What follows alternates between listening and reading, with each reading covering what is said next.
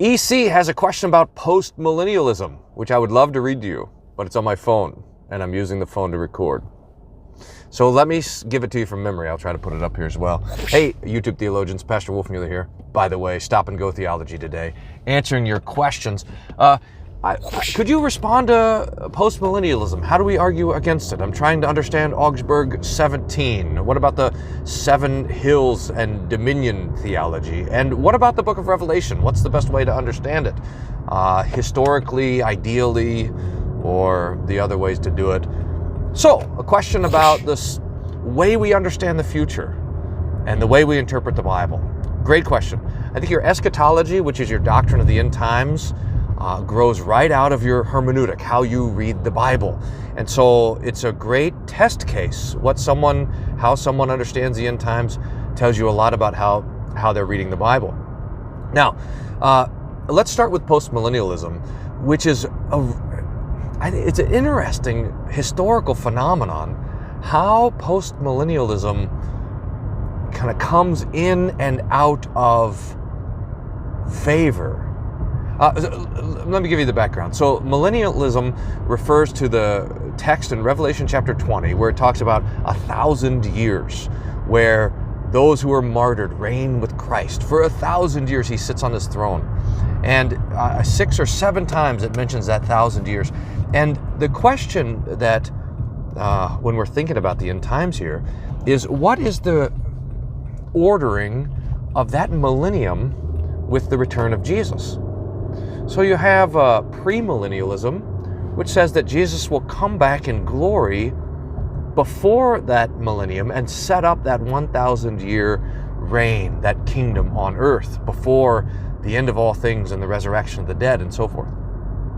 Then there's postmillennialism, which says that Jesus will come back after the 1,000 years, that the church will so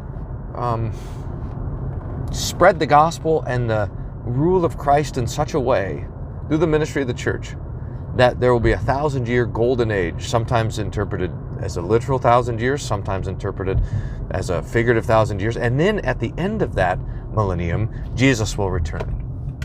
Then there's the amillennial or realized millennialist, which says that we're living in the millennium now, that the millennium is to be understood as the time between the death and resurrection of Jesus and his return in glory. That's maybe, if you go to the early church, they were fighting between an amil view and a historic pre-trib view. But really, since St. Augustine in 330 or whatever, the church has really held to a amillennial view kind of across the board.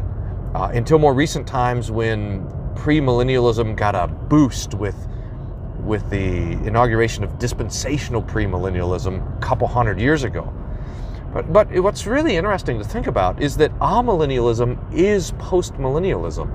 I mean, the amillennialist and the postmillennialist both believe that the millennium comes before the return of Jesus.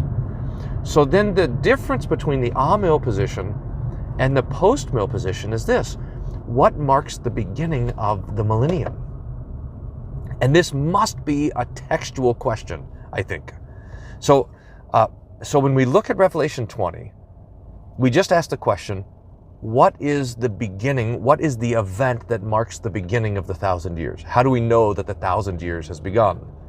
And the text tells us, John sees an angel come down from heaven with a great chain, and he binds the devil and throws him in the bottomless pit. So that the 1,000 years begins with the binding of the devil. Now we just have a biblical question. When does the Bible say the devil is bound? Now both postmillennialist and I'm interested to hear I'm sure I'm going to get a ton of postmil comments down below, and so I would love to hear the argument against it, or the argument for when we know the devil is bound according to postmillennialism. But the amil position, which I'm utterly convinced is the plain, simple, biblical reading of things, is that the devil is bound in the ministry of Jesus. Jesus himself says, I saw Satan fall like lightning from heaven when the 70 are out. preaching the gospel and casting out demons.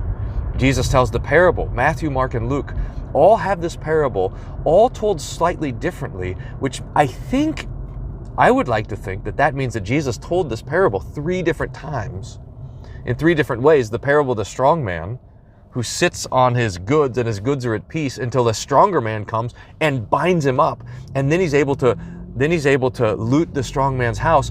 And Jesus tells this parable in the context of him casting out demons and being accused, remember, of casting out demons by Beelzebub. And he says, no, I'm casting out demons because I'm the stronger one who's bound the devil and cast him out. John tells us, for this reason the Son of God was manifest, that he might destroy the works of the devil. Or Colossians, Paul says that he made a public spectacle of them, the demons, overcoming them when the law was nailed to the cross. The most clear passage here is Hebrews chapter 2, verse 14, which says that even as we have flesh and blood, Jesus partook of the same, so that, and listen carefully, so that through his death he might destroy him who has the power of death, that is the devil, and set those free who all their lifetimes were subject to bondage. And that bondage, by the way, is the fear of death. It's quite amazing. So the text says so clearly that through his death, Jesus destroyed the one who has the power of death. And who's the one who has the power of death? The text tells us it's the devil. Jesus' death destroys the devil. Now, we say the only response to that is not a biblical response, like, no, the text isn't clear, that can't be what it means, or whatever. The only response is, are you crazy? Look around. Don't you watch the news? Don't you listen to the police scanner? I do, by the way. I'm upset that all the police stations are changing from the scanners to the... Yeah. But that's the response. It says, well, look around. If you look around, then it looks like the devil is still loose, but we are not look-aroundists. We are Christians. That means we believe what the Bible says. But we even have a hint in Hebrews 2. If you go back up to Hebrews chapter 2, verse 8, it quotes Psalm 8. He will put all things under his feet. And he says, in that he has put all things under his feet, we do not yet see all things put under his feet, but we see Jesus made for a little while lower than the angels. So all things are under the feet of Jesus, even the devil himself who's destroyed. But we don't see it yet. Now, why not? That's the Lord's decision. He has decided to continue to hide his glory. If he wanted to, Jesus could show himself. We could just look up in the skies and see him seated on the throne if he wanted to show us that glory, but he doesn't. He wants us to have the sustaining vision of the cross and the empty tomb. That's what he wants for us now until his return in glory. So we trust that that's what's best. So we can't see it. We can't see the destruction of the devil. We have to believe it by faith. Which is why John is given this vision in Revelation 20 of the binding of the devil and the inauguration of the 1,000-year reign of Jesus.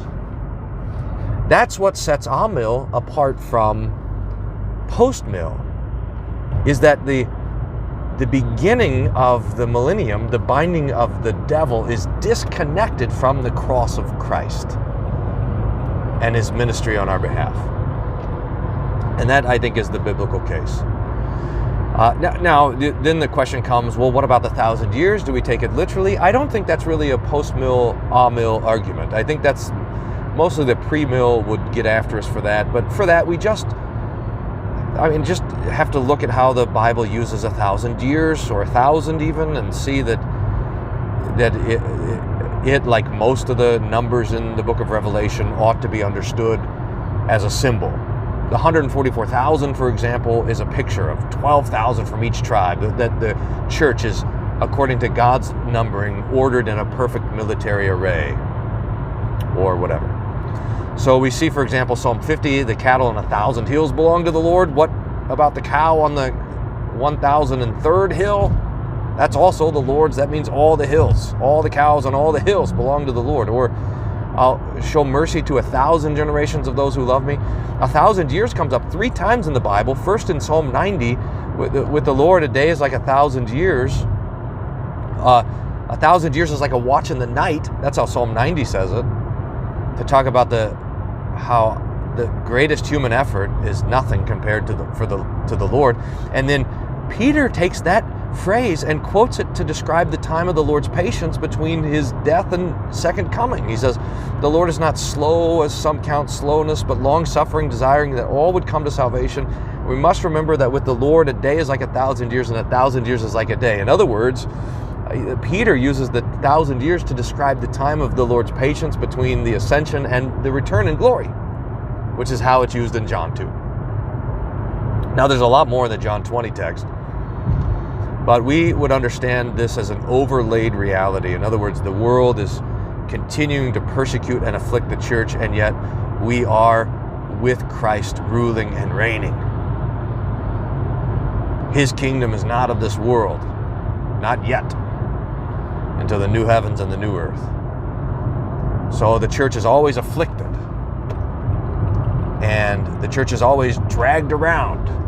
In fact, in Luke 21, when Jesus is, and Matthew 24, when Jesus is just describing how things are going to be, and he says, the end is not yet, this is just how it's going to be. He says, nations are going to rise against nations, kingdoms against kingdoms, and they're going to drag you into the court, and they're going to kill you, and you're going to preach to them. There's a misunderstanding with postmillennialism that has the idea that the nations can be Christian. There can be Christians in the nation, but the nation itself, you can't baptize a nation. It's impossible. Only the people. So I think that's right. And I hope that gives you a sense on how I like to read Revelation as well. But if you have a more specific question on that, that would be great. And thank you so much for the question. God be praised that you're thinking about these things and engaging in them. Hopefully this is helpful. God's peace be with you.